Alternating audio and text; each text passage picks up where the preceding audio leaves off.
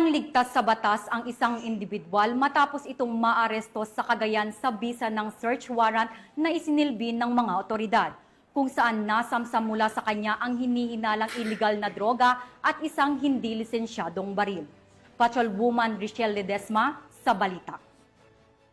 Estado ng individual sa bayan ng Apari, Cagayan matapos i-implementa ng otoridad ang search warrant laban sa kanya dahil sa paglabag ng Republic Act 9165 Comprehensive Dangerous Drug Act of 2002 at Republic Act 10591 Comprehensive Firearms and Ammunition Regulation Act noong ika-15 ng Hulyo taong kasalukuyan. Kinilalang suspect na si Akadan, 44 na anyos, walang asawa at residente ng nasabing bayan. Ang paghalugog sa bayang naturang suspect ay nagresulta sa pagkakakumpiska ng mga sumusunod.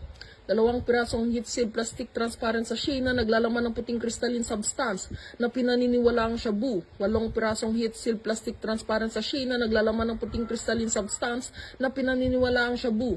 9 na piraso ng bukas na transparent plastic sachet na may bakas na pinaniniwalaang shabu.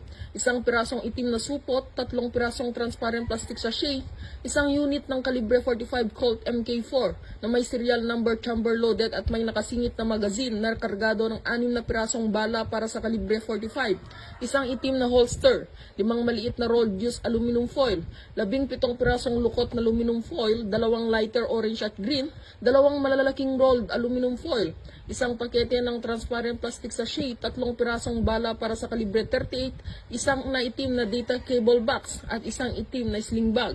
Ang naturang operasyon ay pinangunahan ng PNP Apari sa pangunguna ni Police Major Ignacio Dinulong Jr., Officer in Charge, kasama ang 1st Mobile Force Platoon, 2nd Cagayan Provincial Mobile Force Company at 3rd Maneuver Company Regional Mobile Force Battalion 2 na sinaksihan ng mga halal opisyal sa barangay.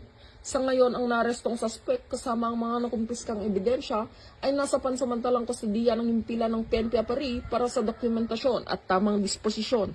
Mula dito sa Lambak ng Cagayan, ako ang inyong PNN correspondent, Patrolwoman Ledesma, alagad ng batas, tagataguyod ng Balitang Pulis.